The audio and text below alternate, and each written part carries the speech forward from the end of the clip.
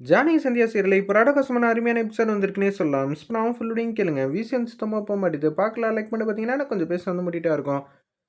பஞ்சாயத்துல வந்து நீங்க இப்போ ஒரு முடிவு வந்து சொல்லணுங்கிற மாரி ரகுராம் கிட்ட வந்து கேட்குறாங்க. சரி வந்துடுறேங்கிற மாரி அந்த இடத்துல சொல்லிட்டு அப்படியே சேர்ல வந்து மாசம் வந்து நம்ம ரகுராம் மாட்டுக்கு உட்காந்துட்டு இருக்காங்க. அப்பன்னு பார்த்து பசுபதி வந்து வேணும்னு வம்பிழுத்து இந்த பதவியை எப்படி இருந்தாலும் என் தங்கச்சிக்கு வந்து வாங்கி கொடுக்கணுங்கிற ஒரே காரணத்துக்காக பஞ்சாயத்துல வந்து நிக்கிறாங்க. நீங்க செய்யறது தப்பு, நீங்க செய்யறது சரிங்கிற மாரி ஒரு முடிவு எடுக்கிறோம். ரகுராம் வந்து முடிவு எடுக்கலான்னு சொல்லிட்டு வராங்க. நிப்பாட்டுங்க அப்படின்னு சொல்லி பசுபதி வந்து சொல்றாங்க. அத சொல்ல நீ யாருய்யா? அப்படின்னு சொல்லி சிவராமனோட ஆதரவாளர்கள் எல்லாரும் வந்து கத்துறாங்க. எங்க அண்ணன் வந்து முடிவு சொல்ல வேண்டிய இடத்துல நீ எதுக்கு வந்து தடுக்கிற? எங்க அண்ணனுக்கு எல்லாமே தெரியும் நல்லது கெட்டதெல்லாம். உன்ன மாரி ஒளிஞ்சுக்கிறதுக்கு எங்க அண்ணன் என்ன கோழையா? அப்படின்னு சொல்லும்போது, அதெல்லாம் வாஸ்தவம் தான். இவர் எப்படி நியாயமா இந்த சேர்ல வந்து உட்காரலாம்?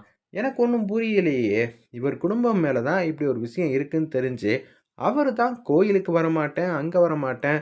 எனக்கு முதல் மரியாதையே வேணாம் அப்படின்னு சொல்லிட்டு இருக்காங்க. அப்ப இந்த இடத்த ஏன் அவருக்கு முதல் மரியாதையா தெரியலையா? நாங்க எல்லாரும் நின்னுட்டு இருக்கோம். அவரு மட்டும் உட்கார்ந்துகிட்டு இருக்கிறதுனால, இது அவருக்கு கௌரவத்த அதிகமா தானே படுத்துது. இத மட்டும் அவரால எப்படி ஏத்துக்க முடியுது?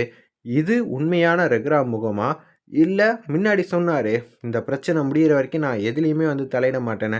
அது உண்மையான முகமா? எனக்கு தெரிஞ்சு இவரு வேஷம் போடுறாரு ஆளுக்கு தகுந்தாப்புல அப்படின்னு சொன்னோனே, ரகுராமால எந்த முடிவும் எடுக்க முடியல. அண்ணே என்னண்ணே ஓவரா பேசுறான்னு சொல்லிட்டு சிவராமன் வந்து கடுப்பாய் வந்து பசுபதி அடிக்கலான்னு போறப்ப, அப்படியே வந்து தடுத்து நிப்பாட்டுறாங்க.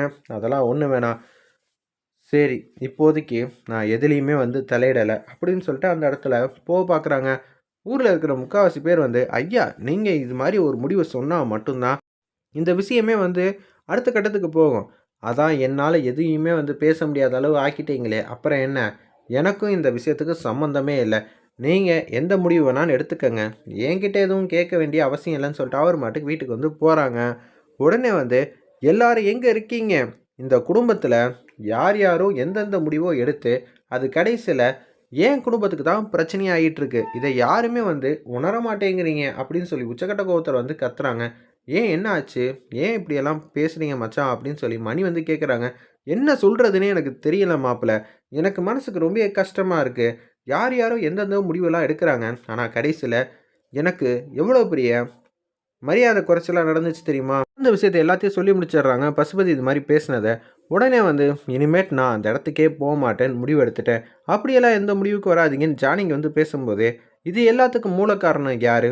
நான் கஷ்டப்பட்டு என் பையன் போல வந்து ஒருத்தன வளர்த்தேன். ஆனா அவனே இந்த குடும்பத்துக்கு கடைசில வந்து பிரச்சனை ஆயிடுச்சு. கதிர் செஞ்ச சில பல காரியத்தினால. இத வந்து ஜானகி காப்பாத்துறாங்கிற பேர்ல வந்து அவளும் என்ன அசிங்கப்படுத்துற மாரி இந்த குடும்பத்துக்கு கொஞ்சம் பிரச்சனை பண்ணிட்டா. அப்படி இருக்கும்போது என்னால என்ன செய்ய முடியும்? கதிர்னால இந்த குடும்பத்துக்கு தேவையில்லாத பிரச்சனை வருது. அவங்க கூட சில பேர் அப்படின்னு மாயாங்கிற வேர்ட கூட சொல்லாம அப்படியே சொல்லிட்டு இருக்காங்க. அவங்க 2 பேரும் கூட்டணி போட்டு ஏகப்பட்ட பிரச்சனையெல்லாம் வந்து இந்த குடும்பத்துக்கு வந்து பண்ணிட்டாங்க. இனிமேட் நான் எந்த விஷயத்திலயும் தலையிடுறதா இல்ல. எதுவா இருந்தாலும் அவங்களே ஒரு நல்ல முடிவுக்கா வரட்டும். என்னப்பா ரகுராம், நீ சொன்னா தான்ப்பா இந்த ஊர்ல எல்லாரும் வந்து கேட்பாங்க. நான் சொன்னா, என் வீட்ல இருக்கிற ஆளுங்களே கேட்கறது இல்லம்மா. அவங்கவங்க ஒவ்வொரு இஷ்டத்துல வந்து முடிவெடுக்கிறாங்க. அப்படி இருக்கும்போது, நீ எல்லாம் என்னய்யா இங்க சேர்ல உட்காந்துட்டு என்னையா சொல்லுவேங்கிற மாரி பசுபதி வந்து கேட்குறான். அவன் வேணும்னே உன்ன கோவப்படுத்தணும்னு தான் இது மாரி பேசிட்டு இருக்கான்னு, அந்த இடத்துல வந்து வீட்ல இருக்கிற ஜானகியும், ரமணி பாட்டியும் வந்து சொல்றாங்க.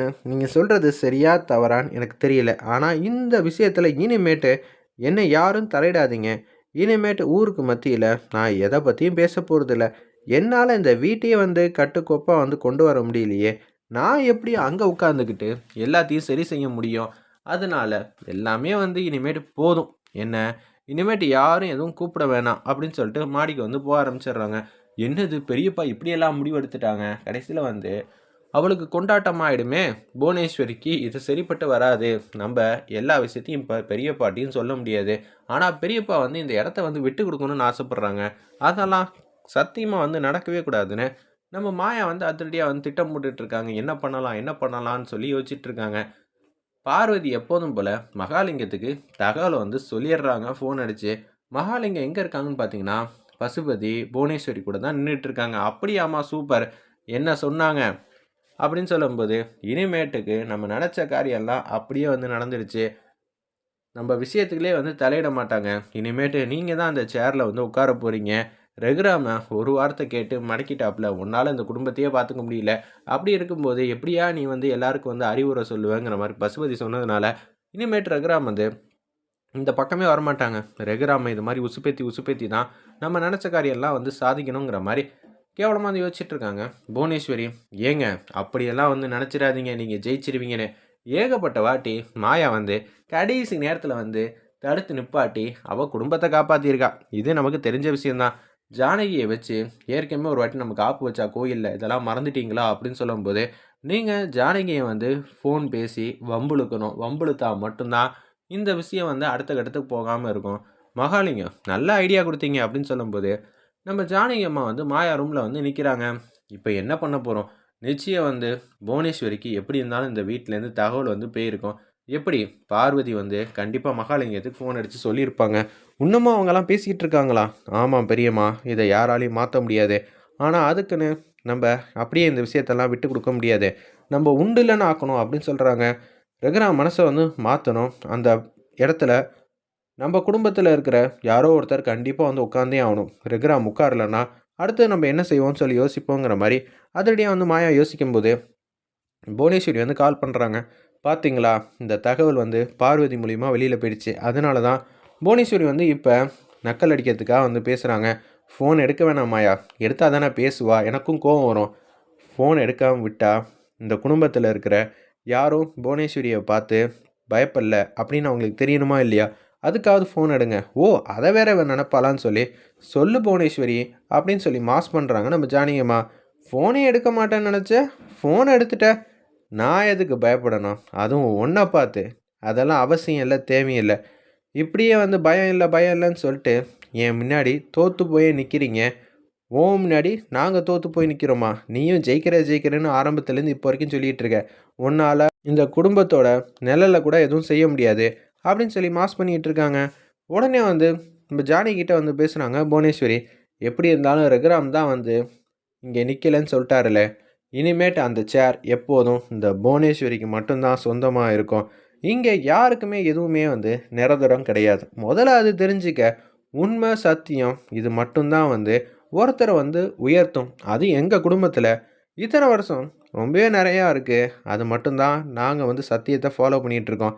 ரகுராம் நிச்சயம் வந்து நீ கோவப்படுறத வச்சு இந்த விஷயத்த நீ சாதிக்கலான்னு திட்டம் போட்டிருக்க. ஆனா அது கனவுல கூட நடக்காது. பார்த்துக்க. கடைசி நேரத்தில நாங்க 2 பேர் சேர்ந்து உனக்கு ஆப்பு வைக்காம விடமாட்டோம் அப்படின்னு சொல்லி ஜானகி வந்து வெளுத்தெடுக்குறாங்க நம்ம புவனேஸ்வரிய. திமிரா பேசுறதா நினைக்காத. பேசுறது ரொம்ப ஈஸி. பேசுறத சாதிச்சு காட்டுறது ரொம்பவே கஷ்டம். நான் சொல்றது தான் செய்வேன்.